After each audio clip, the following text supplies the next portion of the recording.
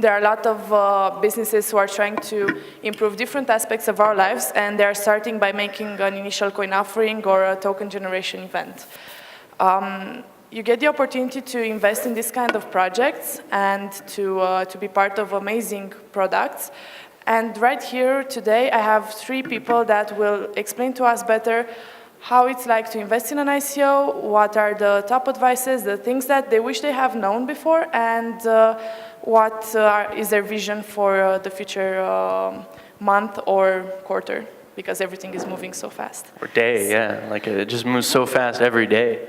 Yesterday I lost $500,000. Today I gained $500,000. So I mean that's kind of how crazy it is. But you're okay. You're still happy. I'm okay. I'm not broke, so it's all good. You're not poor yet. Yeah, I'm not poor. Yeah, just worth a measly couple million now, not 3. I'm gonna start with you, Eric. Could you please introduce yourself? Absolutely. And real quick, Bianca in the back. Bianca, look in the white shirt.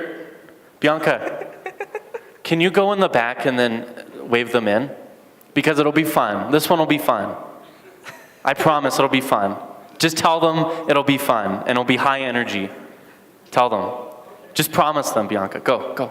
Well, thank you. Until she comes back, just tell us a bit about you. Absolutely. So my name is Eric Finman. I'm known for being a part of Bitcoin. I got really into it when I was in 2011. I was actually just 12 years old when I was into Bitcoin, and I had a family member be like, "Oh, this is a really cool thing," and then he taught me how to buy it. He taught me how to invest in it, and I eventually grew it. I have about 401 Bitcoins now, so that's pretty good. And so I've been really interested in it, really love it, and I've invested in quite a lot of ICOs now, including altcoins and all that. So I've really just love this whole crypto space. I mean, it's so exciting. I mean, it's like you're decentralizing the world's currency, and that's like a huge thing. You can make so much money. Like it's this, just the U.S. dollar alone is this multi-trillion-dollar kind of effectively almost like a business for the state, and then you can decentralize it and get, if you just have one small part of that, that's billions of dollars, which is so cool, which is why there's so much money in doing ICOs now. Yeah, I really enjoy what you do. Yeah, thank you. What about you? Right, so my name is d10e. I'm apparently maybe the oldest man in blockchain. That's how I was described once. That's terrible news, isn't it? I know, really hurt. I retired about a decade ago in 2008. I had 9,000 staff, 12 companies. I had 3 Sky channels, 2 mobile phone companies, a residential ballet school, NASDAQ, and LSM. So I came from the very opposite end of Eric. Yeah, I'm 19. Who could be my grandson, for God's sake. Yeah. So it's great that he's on. I love it. And I'm grateful for the time. And I came into blockchain, as I explained earlier in the speech, only last year from a foundation I set up a few years ago. And we did our first ICO, which we just completed, but we have another, we have 12 committed ICOs and another up to 20 in the next 12 months. So we have some big players who are backing us right now. So I'm here to learn. And it's been interesting doing our own ICO. We did it primarily so we can understand it ourselves. And we did it in the UK, which is a very regulated market with the FCA. And we're the first one to do it there. So we learned a lot. Does this work? No. Yes? Oh, great. Yes. Cool. I'm David Siegel. I'm an American living in London now.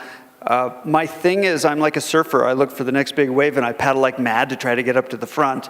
And sometimes it carries me really far, like I am the first web designer in the world and started one of the world's first digital agencies in the 90s, wrote the first book on web design. That worked out, and then I paddled like mad in 2009-10 to get ahead of the wave called the semantic web, but you haven't heard of that because that wave fizzled out. And I've been paddling like mad for 3 years in blockchain and feel like I'm just catching up by the end of the day. And then when I wake up in the morning, it's all gone again and I have to start over. Last year, I was a candidate to be the next dean of Stanford Business School, which was fun. This year, I've done 1 ICO and looking at my second. Eric. Mm-hmm. What do you wish you have known before investing in your first ICO? What should you know before investing? Okay, so the question is, What should you know before investing in your first ICO? So the first thing you want to look at, I mean, it's like, it's kind of a little, it's like you have to be a little bit of an investor. A little bit. I mean, you have to look at things like the market. You have to look at things like that. There's some great websites to look at them. So like, for example, I find them, Kick ICOs, like Kickstarter for ICOs. So I find that just a really cool user experience. And then you have to look at, obviously the team, the market size, and all that. And it's cool to have really cool technologies, but the ones I invest in are not so much cool technologies, but cool economies, and economies that I feel would do very well, because the value of a currency is based on the value of the people that use it, or the economy of the people that use it. And there's these really, and people can kind of create these really new ideas which attract a new group of people to use your currency, and that's where you have all these really cool technological changes with the coin. But I really look at the economies that they're based off of. The technology can just be a simple ERC20 a coin, but if you have something that actually has a good economy, so that's what I based it off of. And then I've made quite a bit of money from these ICOs that just have a lot of people using it. And it's a little bit obvious, but sometimes people get really focused on the technology, which can be good in some cases, absolutely.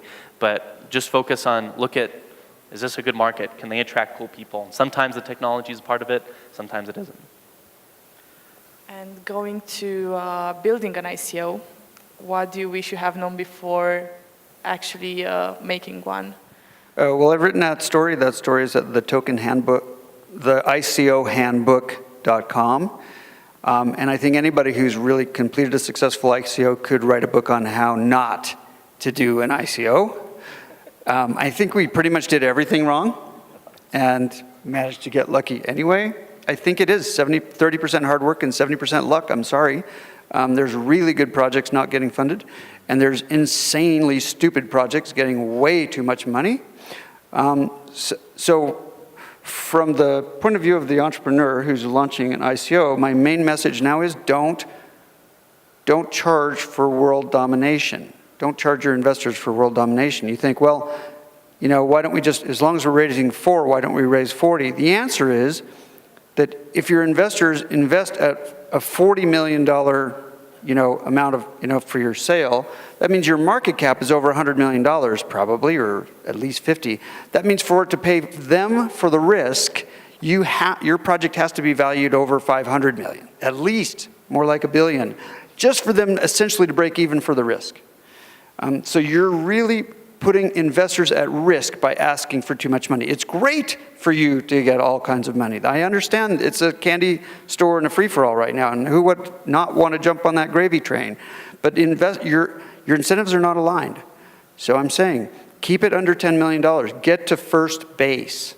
Keep tokens in reserve, and then when you're on first base, have another one to get to second base. I know that sounds insane, but this is going to be the new normal by the end of next year. What about you? I think there's two, I'll dichotomize it between a punter who's buying into an ICO and those who are doing an ICO. So I think from a punter who is buying into an ICO, I have to be honest, I would say to you around 80% are scams, are Ponzi schemes, are complete joke. You will find the most outrageous things happen. Not just the hacking attempts, but I had a meeting here in Zug just a few weeks ago. A guy lost 95% of his ICO in a hack that week. So it's I would buyer beware, and that's why I'm afraid we do go. We are very much into regulations and in governments and in China and America and so on, because it's to protect the audience, it's to protect the buyers, because they do get scammed. From the seller's point of view, I can only tell you, I have only experienced one ICO, but my colleague who kind of brought us into this, my advisor, is a guy called Chandra Guo, and he has, like Eric, he has $4.5 billion of Bitcoin, and he's a third of Ethereum in the world, and Eric Gu is the other guy on our advisory board from NEO. And so these guys, Chandler said to me when we were encouraging me to do it, he said, Linga, do a white paper. Now we did 8, but he said, do white paper, no one's going to read it. So, okay. Do you have a website? Yes, all right. And he said, it's, in my opinion, the successful ones, and we've certainly had that experience, comes from who recommends it. okay? So if Chandler would get on a plane to see me in New York, and when he starts the ICO, when he gets on the plane and he lands, and it's actually completed, you know, so that's the speed. So it's the power recommendation. Maybe, you know, if Eric recommends it, it would fly. So there you go. I agree, yeah. So making good points. So kiss up to Eric, everybody. Thank you. What do you think about regulations? So regarding regulations with ICOs, I mean, what's beautiful about this is that, you know, it's obviously the wild, wild west. And I think it's so great that you can have all these things and I mean, I'm honestly a fan of politicians not getting in your way. And I think there's absolutely things and steps you need to do to be safe. But I've seen massive successes in other unregulated industries in different countries around the world do really well with almost like, you know, privatized regulation, if you will, in the sense that they, you know, you can pay them just like $5 a month, and you know it's effectively a little bit of an insurance model for almost like this stuff. So I think you'll see that type of model coming into ICOs, and like they'll check out for you and all these things. So I mean, I think with regulation there comes problems, and sometimes good things, but sometimes those good things don't always last forever. And you know, I don't, you know, regulating your finances brought to you by the same people, at least in the US, that did the drug war, endless wars, all this crap. And I don't trust those same politicians to kind of meddle and feel like they know what these regulations mean and how they'll last forever. So I believe in kind of regulations just not done by politicians. If there was a top don't or a best practice or an advice that you'd give to an entrepreneur that is going to start their TG or ICO in the next month, let's say, what would that be? And I'm going to start with you, David. And I'm going to answer the last question anyway. So you're going to have to KYC. You're going to have to KYC. And so what we're building at the Pillar Project is effectively an ICO store, so that the investors can come and register once and do KYC once, and then they can participate in as many ICOs as they want. This is much better than everybody going to every individual website and doing KYC again. KYC is going to be the norm. We did it without KYC. We cannot get we have tons of money and no cash because we can't get our money into a bank account because we are not KYC'd. Don't do that. So in our ICO store, it's called a wallet, and you're going to buy the ICO right in the wallet with no address of any smart contract. You'll actually buy it by name in our wallet, which will keep people much safer. It'll be on your phone, and the KYC is done. You do it once, you own your own KYC package, and then you just apply it to as many ICOs as you want. That's going to be next year. And I guess there will be several ICO platforms like that because nobody wants to go KYC for every deal. And by the way, investors should diversify. They should go through the hassle of buying 20, 30, 40 different coins, tokens, because there's no way to predict this. You can look at the team and the plan all you want. There's still no way to predict it. 95% of it fails. Even with good teams and track records, 95% of it fails. So there will be a competition for these platforms.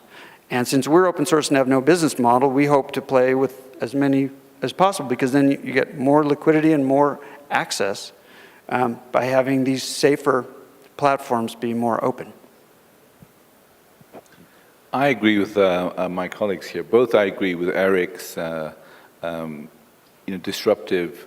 It has revolutionized. Someone who's gone through IPOs like myself, you will know it's not a democratization instrument at all. You need a good lot of money before you even get in, and they ask everything from the past, and they're unforgiving, etc. And but David's point is very accurate. In the next, let's say you do an ICO in the next 30 days, almost everywhere the laws are changing so rapidly that you don't want to be caught in an ICO halfway through where they close you down. So we're kind of an international operation. We have 7 in China and 5 in the States and a few now, a lot more soon in Zug and London, etc. But when we sent 7 to China, they arrived 2 days. They arrived on the day the ICO actually got shut down. I remember my CEO, Barbara, rang me, and we had 7 staff there, and she said, Alinga, they say life imprisonment or death. And I went, yes, and you don't want to live forever, do you, Barbara? So the point is, it was a shock to the system, and we kept our nerve, and thank God we kept our nerve, frankly. But in every country now, the SEC will take 30 days now to give an exemption. We're going through that process and so on. Anywhere you start an ICO now, looks like clean right now, but I think you'd be taking a major risk to think that it's not going to backfire on you if it's not regulated. Because in the States, they have the amazing power to go back how many years they want to, and just say, well, I don't care how many years ago you did it, I'm still going to get you. In China, they may have the power to go, this morning, well, it's no longer true, you're going to go to prison. In Britain, I have to say, we have been, this luck that David said, he's absolutely right. We were very fortunate during this process to do it under UK, where everything is about democratization and right to report and discuss. And on the night of our ICO, I was in China, they rang me from an FCA committee. On the night, 24 hours before it, and they went, can you change these words? And we were in 14 languages on our website. And I remember, this was not our first time with them, this is like gone 4th time, And I remember going, I can't believe it. I cannot believe it. Now, we did it, but the point is that, they could have stopped us, or we could have gone ahead and then they would have said, well, you're into regulatory territory now, and we're going to get you for it. So I wouldn't take the risk now to do it in any area because I think regulations are going to kick in quite possibly within 6 weeks, 4 weeks, or wherever you're in. One quick thing, people don't realize this, the money that you collect from an ICO is taxable income. So think about that before the end of the year, how you're going to manage taxes. Assuming things go well, you'll have a tax liability by the end of the year. Yeah, no, I agree with that. I mean, it's crazy in the sense that I've looked at I read through every time an ICO guy goes to jail or has to give back his money, I read through the report that the prosecution puts forward, and I go through everyone, because I'm about to be doing an ICO. I've invested in a lot of ICOs. This is I'm going to be doing one. And I've read through unfortunately dozens of prosecution reports of what they're doing. They'll get you. And even if I go back to their website and I'm like, oh, come on, you can read it both ways, the phrasing, it doesn't matter. They'll just get you. And what I've learned, it's not, there's things to lower your risk. There's no way you can be completely 100% clear. I think there's just ways that you can be maybe 99% clear, but there's no way you're just doing things to lower your risk in your language and all the stuff that goes into what they can get you for. During our ICO, in the middle of our ICO, I said, let the Americans come. We took away our fake site for the Americans, and we went on YouTube and said, Americans, you're welcome. We do not have a security here. We have a functional system utility token, and I will take the heat for it. And so far, I'm not in jail. And we had a ton of Americans invest. I'm not giving advice here. I'm just saying I thought that our token was outside the jurisdiction of the SEC. I still believe that. But I'm responsible for that decision, so. Can I sit over there now? I absolutely agree. I mean, in the sense here, I'll be real quick here. But yeah, no, I mean, I'm not saying like don't try to get Americans come, but just try to make sure that you're very safe about it, which it sounds like you were. Hopefully. I'm not big on shared delusions. It's the lawyer's job to tell you to do everything fully safe and not do, and not do. That's what you pay them for. At the end of the day, you have to make your own decision about what you think is right. And I got all the information and processed it and decided that I don't think the SEC can come after us. So. Given all your experience in regards to both investing and building ICOs, what do you think is the trend for the next period? How do you see ICOs developing or functioning? Because there has been a lot of opinions on the market right now, people saying that they see that next year more mature companies will build ICOs based on existing products, or that startups will give equity through ICOs. What's your opinion about that? How do you see things evolving? Okay, it's just one thing I've kind of observed. I think that what's going to become more and more to the front is how you behave after the ICO. Often, so this is a two-edged sword here. You may raise some money, and sometimes you raise millions and millions and millions, more than you ever imagined.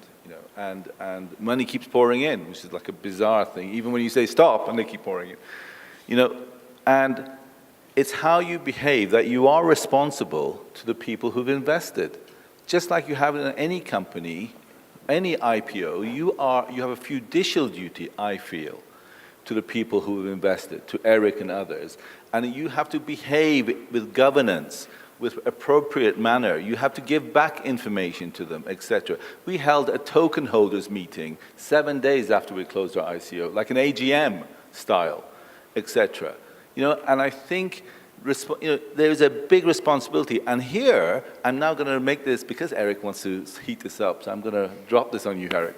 So one of the problems, and we've seen a lot of immature behavior, people who raise 200 million and they go, hey, I think I deserve an island, or I deserve to take 20 million, out of a foundation, when they had never thought of it before, So it's immature behavior. And I believe a lot of it, whilst I absolutely believe this is not for me, I'm 57, it's too late for me, it is for Eric and his generation.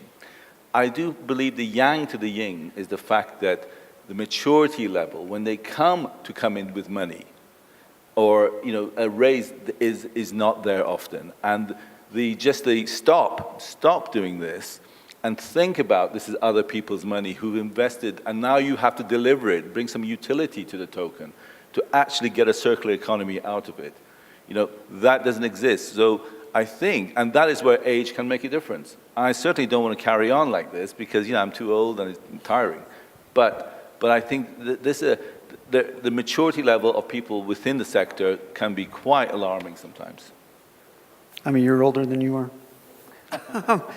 I really hope we go to tickets and equity tokens. I hope this party ends because it's not really going that well. I know if you're on the other side and you can't wait to have your ICO, it's a big deal and you want to get it done soon, but it's not that good for investors right now. And there are way too many landmines.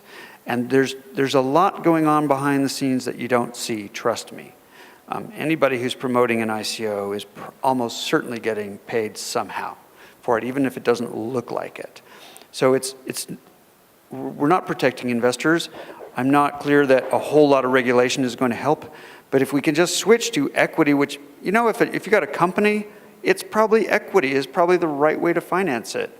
Despite the fact that there's this amazing non-equity magic machines handing out ether, those tokens may not be worth anything. And I've got a show called the ICO Show where we discuss these serious issues. I'm not there to promote people's ICO. And I got a guy on the show the other day said, our lawyer says it's not a security token. I said, dude, I'm sure you can pay some lawyer to tell you that, but tell me exactly how this is not a security, because I don't see it.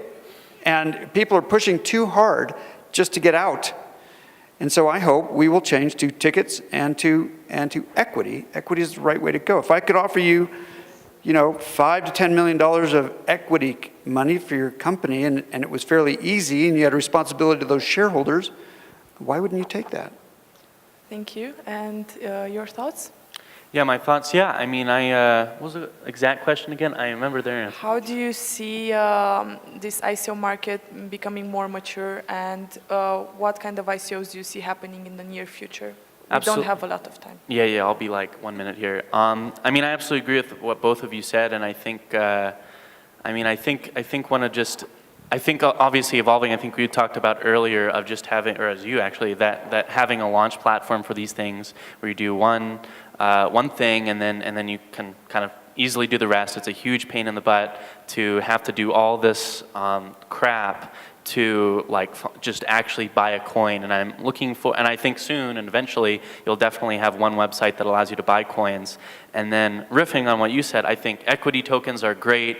And then I'm also still, equity tokens and tickets are great. And I think it's still cool that you can own not just a part of the company, but also for some ICOs or some coins, actually own part of the economy of that business. And I think that's what's so cool about just, building it off the economy of people using it and all that. And that's what, if you play in the big leagues of currency, like, you're right now the pound or the franc or the dollar doesn't really go up that much or down that much. So you have to put billions and billions of dollars with it to actually really kind of make some money off of it, or you're holding. And you do have the big players that do what we're doing at a smaller scale with ICOs and coins, but at the billion and maybe even trillion dollar level, these currencies and especially the dollar, and building that off of the oil trade and all that, and that's the economy. Anyways, but it's so I think it's really cool that you can actually do this at a much smaller scale and kind of break down this huge monopoly that politicians and governments have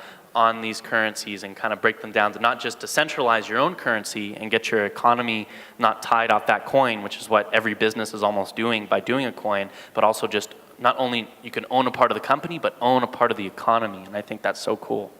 Could we disagree about something, please? It's a lot more absolutely. Interesting. Oh. I thought you were going to disagree with me. I thought we were about to go riff. It's more interesting when they disagree. I'm very into agreeing on disagreeing. And because we don't have a lot of time He left. called me the Dark Lord about Yes, you are. 10 You are minutes the Dark ago. Lord. So You are evil. He said I was evil. See, I love him. Yes. Yes, you should not be monetizing people's personal data. You see. We will hang you by the thumbs for that. We can have this debate over dinner, but All right. right now I'm curious if there are any questions from the audience for our panel's members here regarding the ICO's best practice and what not to do, or their vision for the future. Any questions? I actually have a question for David. So do you see a difference between the jurisdiction that the SEC should have and the jurisdiction that the SEC carves out for itself, given their treatment of companies like Satoshi Dice, BTCE, et cetera? Well, It's like, whoa. That's a big question. the SEC has made it not that clear, but they've put up their tests and how they've said how they do it, and they do it. It is fairly mysterious. But I believe if you don't pass the Howey test, and I'm not sure if it's passed or failed the Howey test, but if you don't have the same situation that the Howey orange field had, then I don't think people are investing on it in your project for the sole purpose of making money by the work of others. And if you have a utility token that has proper value, for example, Ether would be a utility token, and I don't think it's a security. And the US government right now regulates that by the FTCC, and they consider it essentially a currency. And I think that's kind of the bucket that we're falling toward in the token world, but we are kind of in between buckets.